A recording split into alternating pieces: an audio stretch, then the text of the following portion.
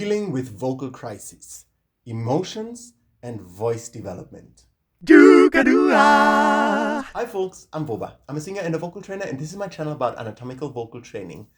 Now, vocal crises. What is a vocal crisis? Vocal crisis means that you have certain roadblocks, obviously, when you develop your voice. And now these roadblocks often come in the form of emotions. Now, what happens when you open your voice is you open your body, literally, with the rib ups, right?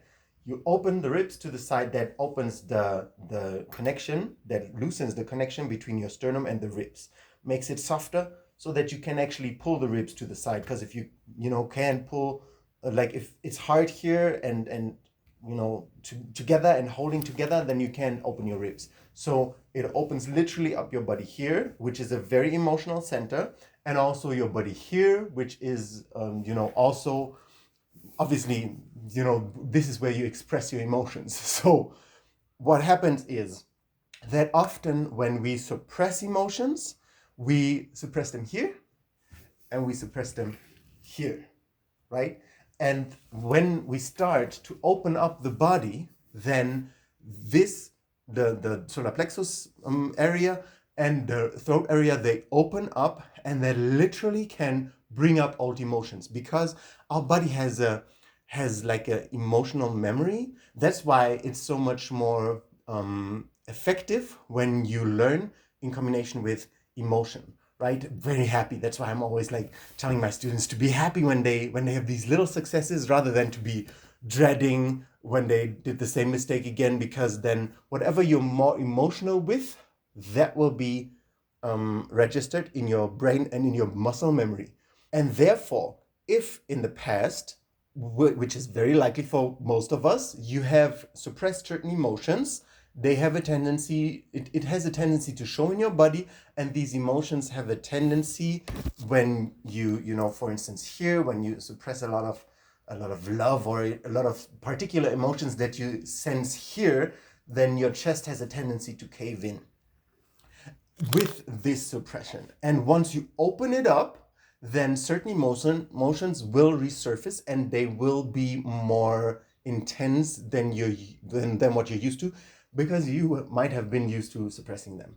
So the body and your emotions are one, they're interconnected, and you can see that or feel that when you feel strong emotions, right? Strong emotions, you like really feel them in your body. You feel love opening up your chest, or fear, like something like around your neck getting tight, or anger maybe in the stomach. You can feel these emotions physically. So when you open the body, when the shape of your body changes, it's very likely also, when you reach higher and higher notes, it's very likely that you will have certain emotions come up and be very strong for a certain amount of time.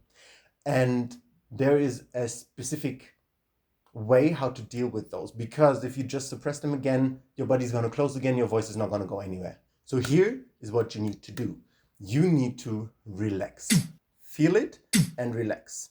And the thing is, we often do either or. We either feel these emotions and then we're like totally in them, and like they carry us away somewhere, often mentally, that we don't feel the body anymore, but we kind of like feel them, and we're like, oh my God, this person did that to me, and my life is so this and that.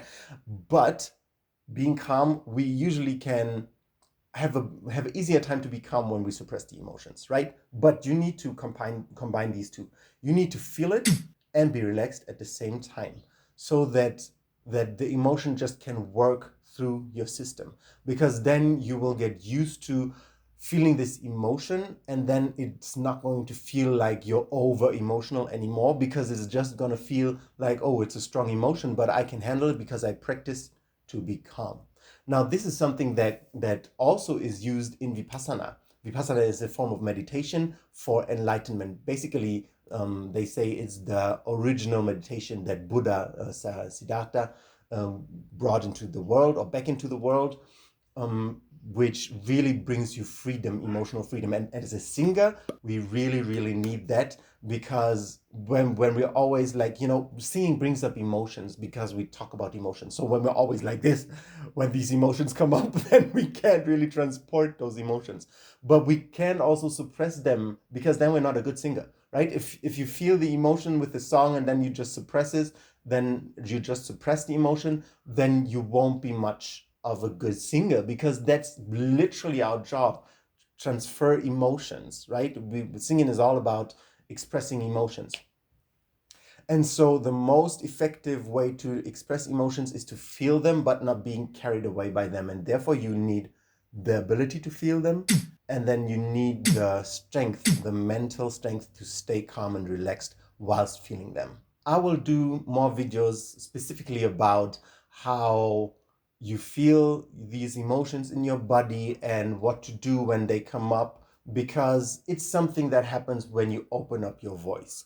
And everybody who wants more range will have to sooner or later deal with these emotions coming up. So stay tuned, and I hope it brings you something to think about these things and to start feeling your body and being more gentle with your body, which I explained in depth in this video, by the way, why gentleness and soft persistence is so important with your vocal training.